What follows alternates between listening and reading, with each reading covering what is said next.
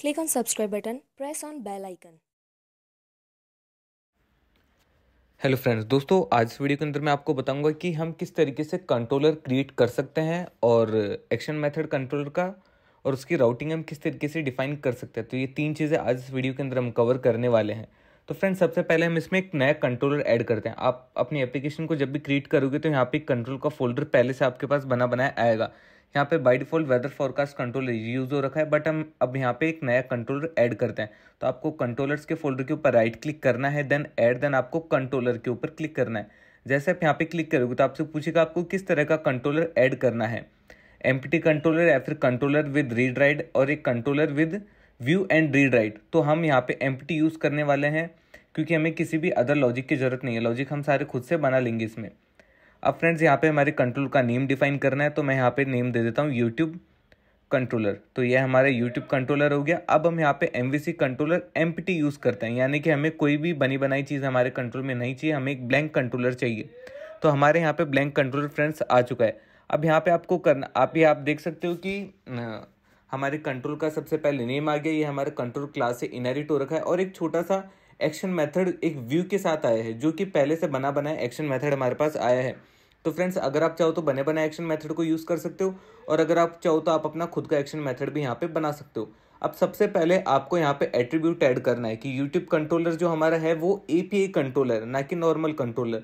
तो हम यहाँ पे एपीआई कंट्रोलर को यूज करेंगे, और कंट्रोलर जो हमारी क्लास से इनहेरिट हो रखा था उस कंट्रोलर की जगह हम कंट्रोलर बेस क्लास यूज करेंगे। दोनों में डिफरेंस मैं आपको बताता हूँ।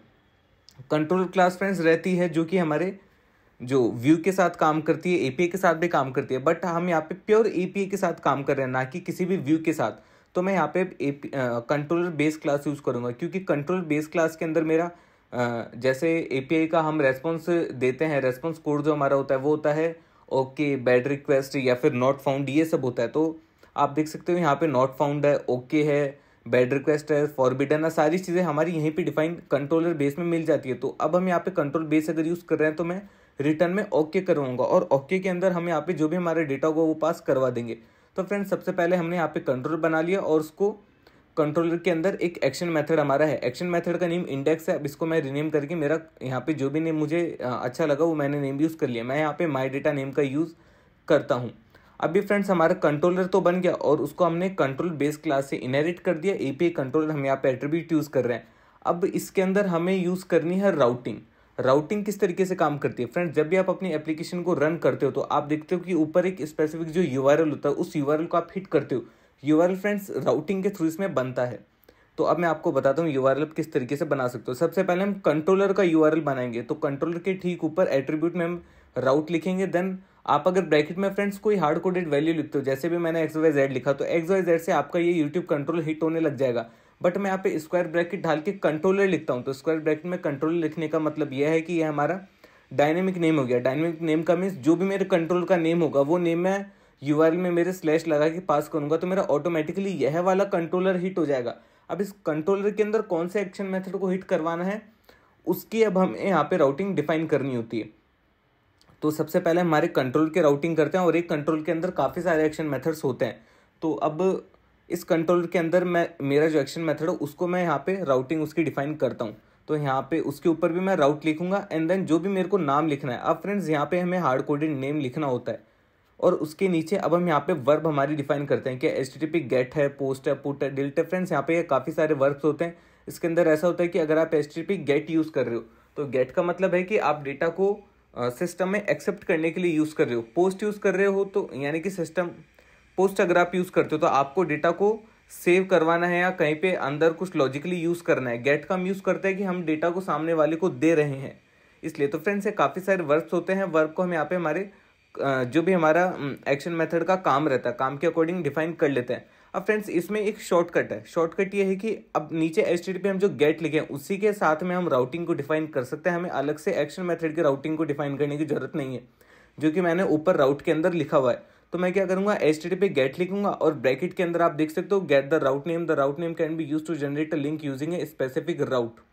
तो अब मैं यहीं पे मेरा जो HTTP गेट का राउट है यहीं पे डिफाइन कर दूंगा मेरे एक्शन मेथड के राउट को।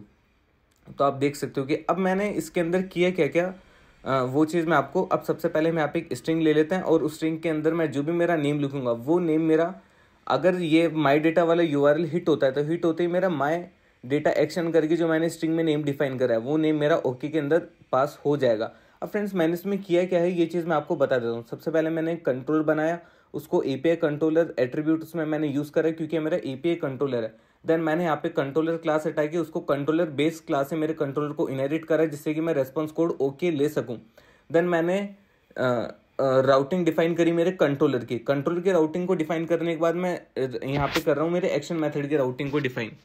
अब एक्शन मेथड की राउटिंग को तो मैंने यहाँ पे डिफाइन कर दिया और वहीं पे मैंने HTTP गेट मेथड में यूज़ कर रहा हूँ जिससे कि अब मुझे डेटा ब्राउज़र पे शो करवाना है, तो इसलिए मैं यहाँ पे HTTP गेट मेथड का यूज़ कर रहा हूँ। अब चलिए फ्रेंड्स इस एप्लीकेशन को मैं आपको रन करके दिखाता हूँ।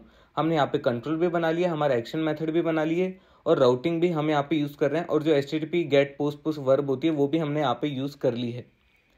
तो अब फ्रेंड्स ये आप देख सकते हो स्वैगर के अंदर जो मैंने अभी एपीआई बनाया माई डेटा करके वो यहाँ पे मेरे सामने आ गई। यह है उसका लिंक जनरेट हुआ है YouTube/MyData, क्योंकि मैंने राउटिंग के अंदर YouTube तो हमारा डायनेमिक नेम आ गया and then routing my data मैंने एक्शन मेथड के ऊपर राउटिंग को डिफाइन किया। अब जैसे मैं एग्जीक्यूट करता हूँ तो मेरे पास रेस्पॉन्स कोड 200 और रेस्पॉन्स बॉडी के अंदर माई डेटा एक्शन करके आ गया। अब अगर मैं सेम यूआरएल को मेरे ब्राउजर पे हिट करवाता हूँ तो ब्राउजर पे आप देख सकते हो यहाँ पे लिखा हुआ आ गया जो भी मेरा नेम था स्ट्रिंग में मैंने पास करा वो लिखा हुआ आ गया। तो फ्रेंड्स इस तरीके से आप कंट्रोलर बनाते हो, उसकी राउटिंग सेट करते हो, एक्शन मेथड बनाते हो और HTTP वर्ब भी उसको आप डिफाइन करवाते हो। Thank you friends.